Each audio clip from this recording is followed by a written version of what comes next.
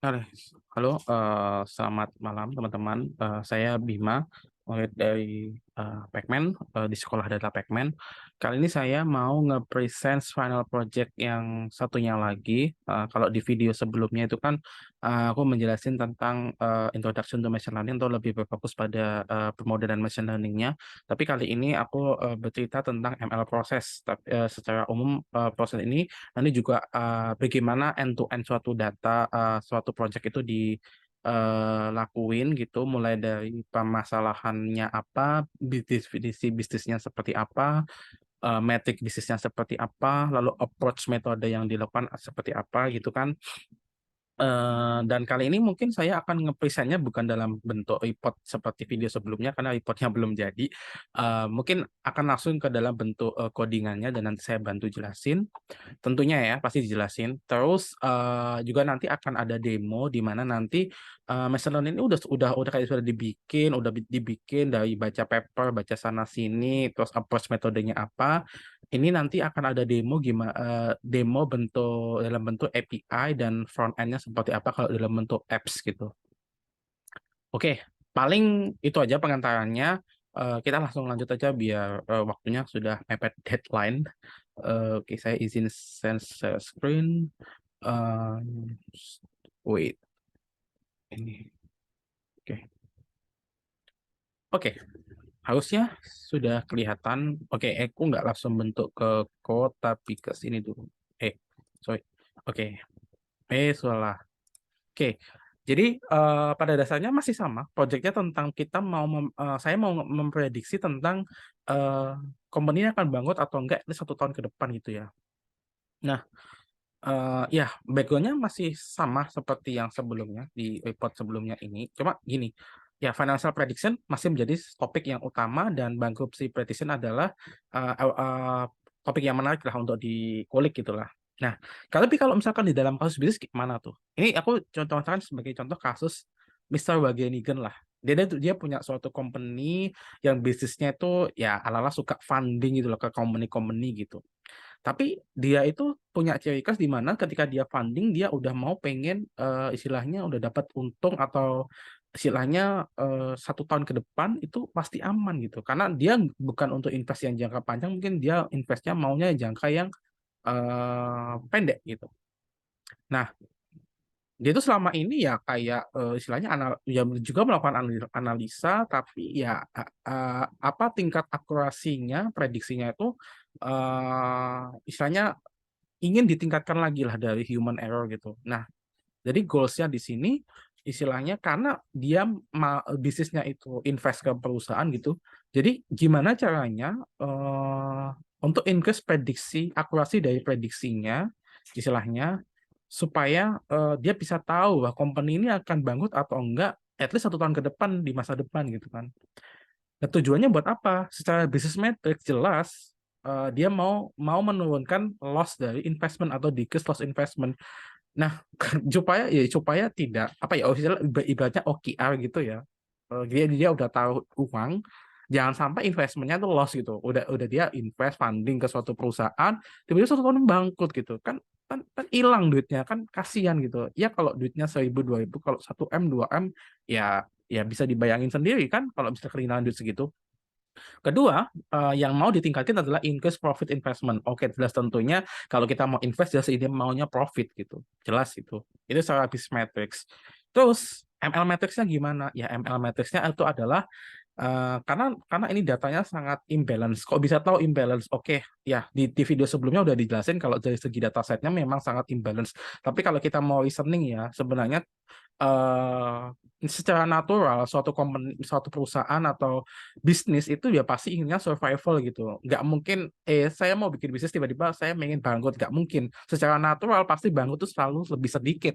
Makanya pasti datanya imbalance. Nah, untuk machine learning matrixnya nggak mungkin kita mau pakai akurasi karena ya udah apa ya istilahnya 90% lebih udah pasti ketebak yang tidak akan bangkrut karena memang datanya seperti itu. Nah, makanya kita harus pakai F1 score. Kenapa harus F1 score? Ya karena itu yang lebih istilahnya lebih fair untuk menilai machine learning kita seperti apa gitu kan. Oke, datasetnya masih sama ya. Saya intip dari final apa ya project sebelumnya ya. Datasetnya itu ada 5 kayak gini ya, yang dipakai yang 50 year ini. Kenapa? Karena kita mau prediksi kemungkinan 1 tahun ke depan akan bangkrut atau enggak. Nah, detailnya nanti ada di video video sebelumnya ya. Pada intinya ya ini yang akan dipakai untuk dianalisa gitu. Yang di atasnya enggak, karena enggak sesuai dengan konteks permasalahan yang diangkat gitu. Oke.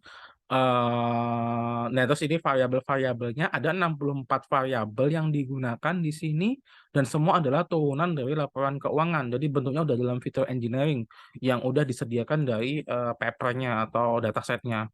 Jadi ya kita nggak usah repot-repot lagi melakukan fitur engineering atau nurunin dari variabel yang udah ada, kita lakukan kalkulasi apa, udah nggak perlu repot banget, karena ini udah dalam bentuk fitur engineering seperti ini, udah dalam bentuk rumus-rumus yang udah dibikin lah. Ada 64 jenis variabel nih yang digunakan. Oke. Terus secara end-to-end ML flow itu kayak gimana? Jadi ya kita pertama pahami datanya dulu ya. Dari segi data, mulai dari pahamin definisi datanya. Ini di sini saya udah kasih tentang dokumen detailnya juga sama seperti di report, atau saya juga di codingannya juga ngasih ini kayak gini juga. Set informationnya kayak gini. Kita pahamin datanya, ada nggak total datanya ada berapa gitu, ada 5.910. Terus kita cek juga, oh ternyata datanya ada yang kosong nih, beberapa nggak bersih nih, ada sampai 43% juga nih, nolnya tinggi banget. Data tidak 100% bersih, ada missing value bahkan sampai 3% nih di sini. Terus dari segi kelasnya sudah jelas tadi imbalance ya, 5.000 apa dari ini 93%-nya itu adalah kategori 0 atau tidak bangkrut, dan hanya 6% doang yang termasuk bangkrut, sangat imbalance. Jadi kalau misalkan kita tutup mata gitu, nebak-nebak udah pasti ketebaknya, kecenderungannya adalah yang tidak bangkrut gitu.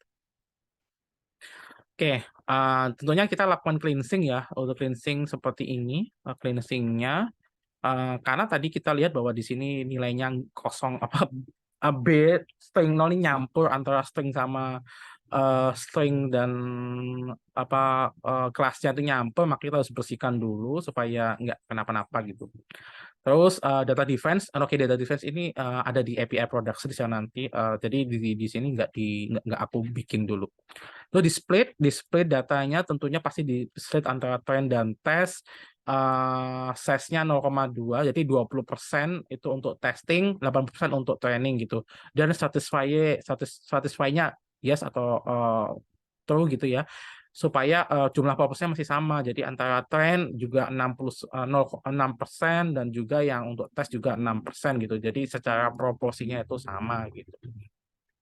Terus setelah dilakukan splitting trend test, yang kita lakukan eksplorasi data analisis tapi yang data training ya, supaya ya kita nggak dapat bocoran, supaya nggak ada ya apa kemungkinan gagal leakage gitu. Kita lihat yang pertama aku lihat jelas skewness-nya gimana, datanya seperti apa. Ternyata hampir semuanya itu skew banget baik ke kanan, dan hanya cuma ada satu variabel yang skew-nya itu berada di toleransi atau yang kelihatan normal distribusi lah.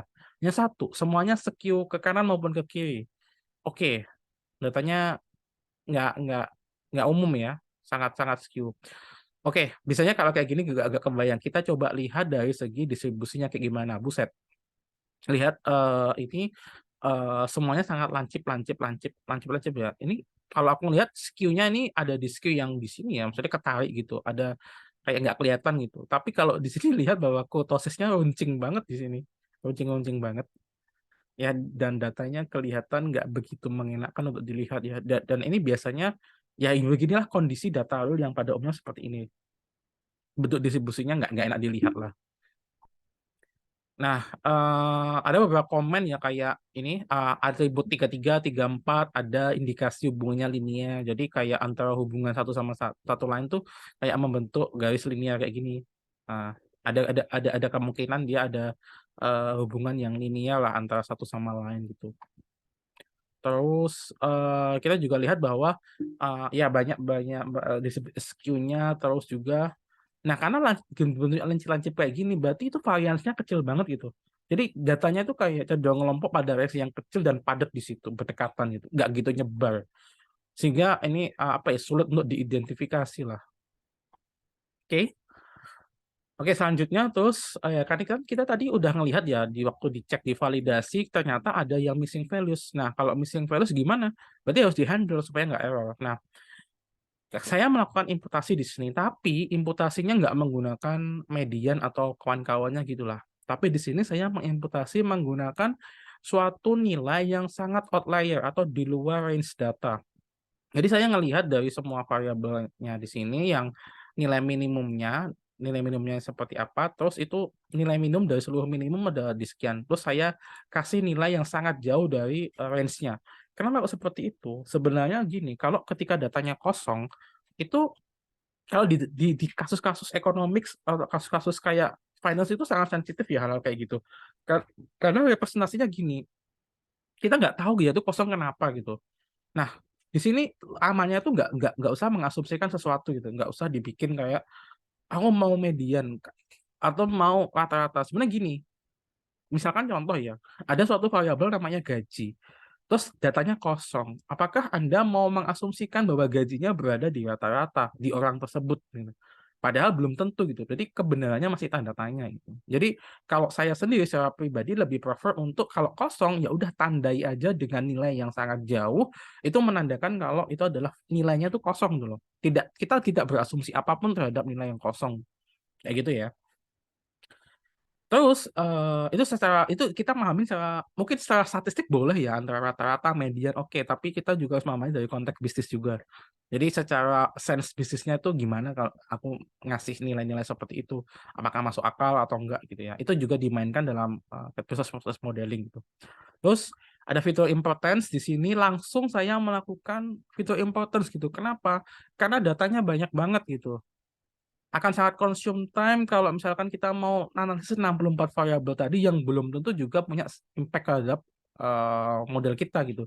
Jadi di sini aku langsung langsung melakukan selection variabel yang kemungkinan bagus untuk dimodelkan gitu. Dia punya nilai yang importance-nya tinggi gitu. Nah, di sini saya pakai 20 variabel. Kenapa kok bisa 20? Nggak ada namanya, nggak ada aturannya sebenarnya. Tapi roll of time-nya biasanya ya antara top 5, top 10, top 20 gitu. Di sini karena masih awal, jadi saya pakai yang lebih banyak dulu, 20-an. Karena ya nanti nggak bisa dimainkan nanti memilih variabelnya yang mana gitu. Karena terlalu sedikit variabel yang dipakai. Jadi pakai 20 aja supaya nanti bisa ketika melakukan hypertuning, kita bisa melakukan experimentation untuk milih mana variabel itu cocoknya pasnya berapa gitu. Oke, kita udah lakukan variabel yang terpilih itu ini variabel importance-nya ya ada atribut 21, atribut 35 dan seterusnya ini ada 20 totalnya dan ini nilai importance-nya yang diurutkan dari nilai tertinggi sampai ke rendah. Terus kita milih ya I think extend yang terbaru gitu. Nah, di sini ya barulah kita ayo coba lebih deep dive terhadap important variable. Jadi, misalnya memahami datanya itu pilihlah variabel-variabel yang memang kemungkinan akan dipakai gitu. Menurut saya kayak gitu supaya kita melakukan project itu ada butuh waktu sehingga ya istilahnya lakuin sesuatu yang lebih efisien sih. Nah, di sini lebih deep dive ya. Aku mau melihat satu persatu distribusinya di variabel-variabel yang dianggap importance ini antara yang bangkrut dan non bangkrut. Nah, kita lihat sekilas ya di sini. Oh my God, hampir di sini kalau kita lihat hampir semuanya itu enggak, sangat susah dibedakan antara data yang bangkrut dan tidak bangkrut. Kecil banget. Jadi dari sisi visual ya itu kayak apa ya istilahnya antara data bangkrut sama tidak bangkrut itu berhimpit satu sama lain di dalam range yang sama gitu. Jadi nggak gitu kelihatan perbedaannya gitu. Maksudnya biasanya kalau idealnya kan misalkan oh ini adalah distribusi yang bagus istilah perusahaan-perusahaan yang bagus. Ini distribusi ini perusahaan-perusahaan yang bangkrut nih. Arahnya ke sana ke sini gitu. Tapi di sini enggak. Tadi kayak nyampur gitu. Susah berarti dilihatnya. Maksudnya untuk dibedakan susah. Terus outlier. Kita cek outliernya. Oh my, banyak ya outliernya di sini dilihat dari seluruhnya. Kecil-kecil ini banyak-banyak titik-titik yang di atas ini. Kalau dilihat di sini ya sebenarnya ya variansnya benar kan dikit ya. Rentang Q1 sampai Q3 itu sangat berhimpit itu, deket banget. Jadi datanya tuh kayak mirip-mirip semua dan ngumpul di satu range tertentu gitu, nggak gitu nyebar.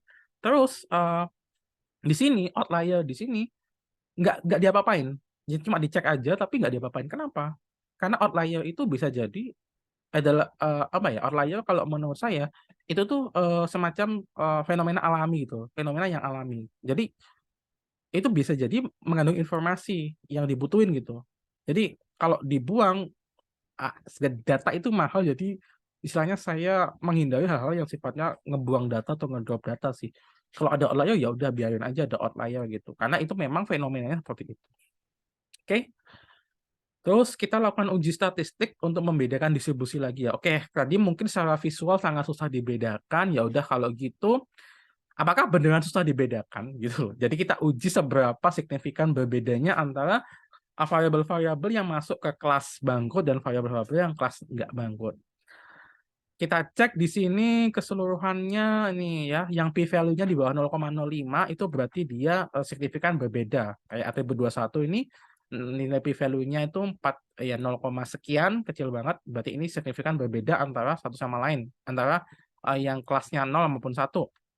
Tapi kalau dari ini, dari 20 variabel importance terdapat 15 variabel yang secara distribusi tidak signifikan perbedaannya.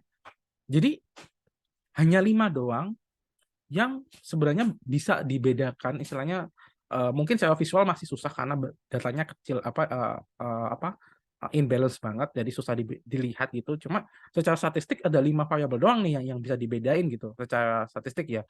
Tapi 15-nya itu susah dibedain gitu. Distribusinya tuh kayak nyampur gitu. Ini akan menjadi challenge yang lumayan nih untuk modeling karena ya secara data kayak gitu loh. Susah untuk dibedain gitu. Mungkin ini butuh pendekatan yang tidak linear gitu, yang model-model yang tidak parameterized yang bisa menghandle hal kayak gitu. Terus ini ya ini konplot dari distribusinya terlihat sangat tidak imbang ya di sini. Nanti kita harus lakukan pemrosesannya. Oke. Lalu summary analisisnya, oke, di seluruh variabel berjumlah 64 ya, dari sekilas variabelnya sangat susah dibedain, skew semua gitu ya. Terus imputasi yang digunakan ini kita mengasih dengan nilai outlier paling besar. Tujuannya untuk menandai bahwa datanya itu kosong karena kita tidak mau melakukan asumsi apapun di sini.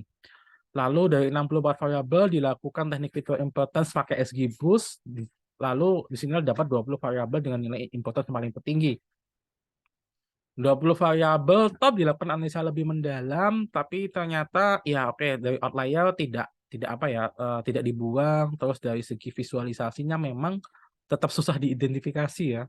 Lalu dihasilkan uji statistik pakai t-test, ternyata mayoritas variabel memang distribusinya tidak signifikan berbeda itu antara yang bangkrut atau enggak gitu. Nah, dari summaries gimana? Kita lakukan data preposition kayak gimana? Ya, pertama kita lakukan standarisasi. Ini tujuannya untuk merubah skalanya supaya jadi yang standar gitu, dan juga nantinya ini akan ngaruh ke komputasi dalam modeling. Terus karena kelasnya sangat imbalance, maka pemodelan kali ini harus lakukan skenario undersampling dan oversampling. Kenapa kok dua-duanya dilakukan? Karena kita nggak tahu mana skenario yang paling terbaik gitu. Karena bisa jadi ya oversampling lebih bagus, bisa jadi undersampling lebih bagus. Kita nggak tahu. Nggak ada standar apa ya istilahnya. eh, Hal kayak gitu tuh empiris ya. Ya buktikan aja sendiri itu, diuji coba gitu. Terus ya ini ya dari extend dan extestnya lalu distandarisasi di sini, lalu tentunya yang apa ya, model-model standarisasinya harus disimpan, terus balancing pakai random undersampling. Nah, kalau random undersampling itu yang awalnya kayak gini, yang banyak disamakan. Jadi yang mayoritas itu di-cut secara random supaya nanti proporsinya sama. Nah, yang satu oversampling pakai smooth T, di mana yang nanti yang minoritas ini, yang satu ini nanti di-up sampelnya sampai dia setara dengan yang mayoritas kayak gitu. Dan ini saya disimpan. Nah, itu kira-kira untuk proses EDA dan data processing-nya ya. Kita lanjut ke modeling. Modelingnya sama kayak yang di video sebelumnya, kalau saya di sini memakai kayak gini ya prosesnya, dari data dibaca, kita bikin bikin log template-nya model supaya nanti bisa disimpan lah hasil trainingnya. Terus kita juga bandingin nih antara model using pakai dummy classifier. Ini istilahnya aku pakai bodoh-bodohan gitu ya, kayak oke aku bikin dummy model, kira-kira dia bisa ngepredik berapa. Oh, akurasinya sampai 51%. Kalau ternyata kita bikin modeling akurasinya di bawah ini, berarti model kita nggak guna. Jadi buat nggak usah dimodelkan, karena kita kalah sama model yang baseline kayak gini, pakai dummy aja kalah. Jadi modeling kita harus bisa ngalahin ini. Terus ini kita coba initial research beberapa metodenya. Tadi kan pakai logistik, decision, random forest, KNN, dan XGBoost. Terus dilakukan baseline fit, kita lakukan iterasi, dapatlah nih matrix-matrixnya. Oke, yang paling terbagus ternyata XGBoost ya di sini pakai skenario SMOTE di sini. Baseline model XGBoost. Jadi di sini yang akan diambil yaitu base model yang terbaik yang nomor 1 peringkatnya. Nah, dari eksperimen di atas kan didapatkan dari 4 top performa itu ada XGBoost dengan nilai F1 score rata-rata 0,7 di data test gitu. Precision recall-nya dapat nilai 0,74 dan 0,82. Nah, karena kita udah dapat model yang terbaik, kita coba bisa nggak ningkatin lagi gitu performanya. Kita lakukan hypertuning di sini. Kita lakukan hypertuningnya juga sekalian dilakukan repeated satisfied keyword. Jadi ini keywordnya secara satisfied dan di repeat berkali-kali gitu ya, supaya memastikan bahwa nilainya nanti robust gitu. Kita lakukan hypertuning, ini lama banget ini, ada hampir 1 jam karena parameter yang dituning ada banyak. Terus kita dapat nih nilainya, gamanya 0,0, max depth-nya 9, dan sekian. Terus dari XGBoost Server kita masukkan parameter tadi dan kita modeling lagi gitu. Terus kita tes. Ternyata kita bisa dapat nilai F1 score sampai 0,81. Berarti ningkat dari sebelumnya 0,7 sekian gitu. Jadi ningkat. Tapi nah ini 0,81 tahun 2007 meningkat ya, semuanya meningkat. Tapi di sini kita masih pakai 20 variabel. Ingat, berarti model kita masih kompleks, maksudnya masih gede gitu loh. Bisa nggak sih kita turunin kompleksitasnya? Kita lakuin experimentation variable selection after tuning. Jadi setelah tuning kita coba seleksi lagi variabelnya nih, mana yang paling bagus. Nah, kalau udah selesai kita lakukan ini modeling gitu. Jadi di kayak aku coba fit dengan satu variabel, 2 variabel, 3 variabel gitu ya, yang sampai mendapatkan nilai yang terakhir sampai 20 gitu.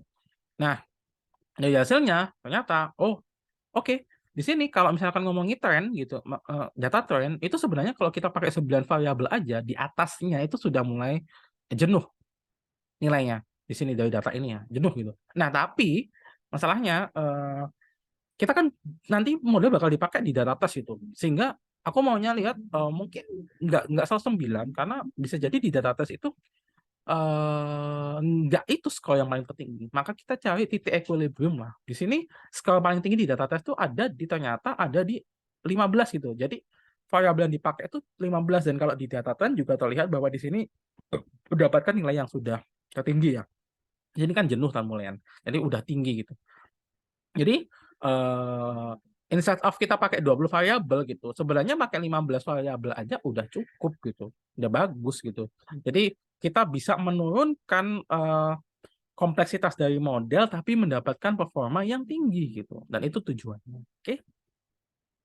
Karena kita coba, jadi karena udah dapat 15 variabel yang bikin performanya tadi bagus, terus kita coba modelkan lagi, evaluate lagi. Nah, ini hasilnya itu mirip dengan sebelumnya. Bedanya cuma turun aja di F-score-nya, jadi 0,80 sebelumnya 0,81. Nah, di sini hanya turun 0,01 doang, jadi nggak ngaruh sebenarnya. Jadi malah sekarang yang kita pikir bahwa oke, model kita sudah lebih less kompleks, komputasinya lebih ringan, tapi punya performa yang sama gitu kan dengan model yang lebih kompleks gitu. Jadi kita pakai yang lebih sederhana aja gitu. Nah, karena ya kalau kita pakai banyak-banyak model, sebenarnya pakai banyak-banyak kolom gitu, itu ada isu namanya cross dimensional in machine learning itu. Jadi kalau dimensinya makin tinggi atau kolomnya makin banyak, itu bakal bikin apa ya, exponential increase eksponensial di segi komputasi, effort dari komputasionalnya dan juga dari processing atau analisisnya. Jadi makin makin gede komputasinya makin ribet gitu. Jadi jangan jangan pakai yang istilahnya ya kalau bisa bikin bikin variabel yang apa ya, bikin modal yang simple tapi powerful gitu. Oke? Oke, jadi di sini kita tidak sekedar berakhir di situ saja ya. Jadi nanti kita harus ada demo API dan demo itunya. Nah, nanti pada intinya sih kita nanti akan bikin dua service ya di sini. Ini GitHub saya. Eh, dua service di mana API config data. Oh, sorry, Docker. Ada dua service API yang nanti bisa ditembak. Lalu ini adalah Streamlit. Streamlit ini adalah bentuk dari apa namanya, front end-nya gitu. Oke.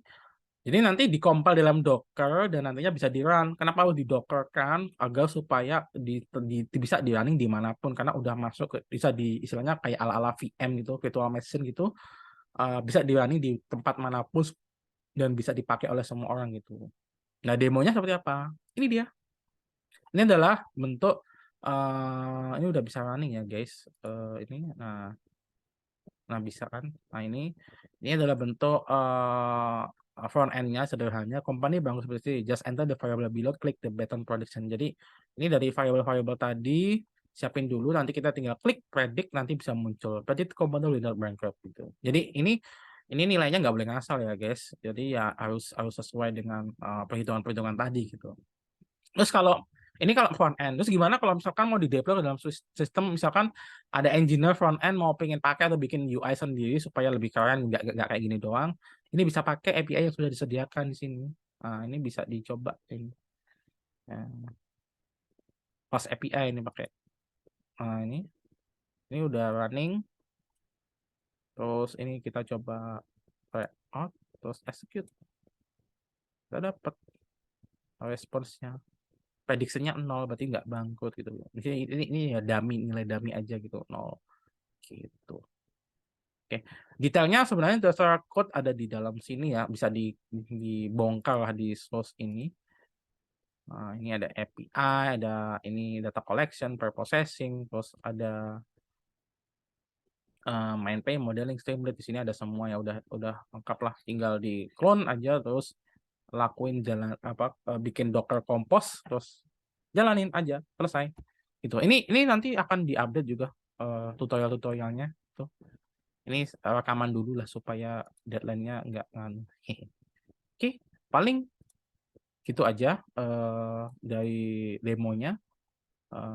Proses dari ML Flow. Jadi ya ini masalahnya, terus kita turunin dari matrix, ML matrix-nya gitu kan.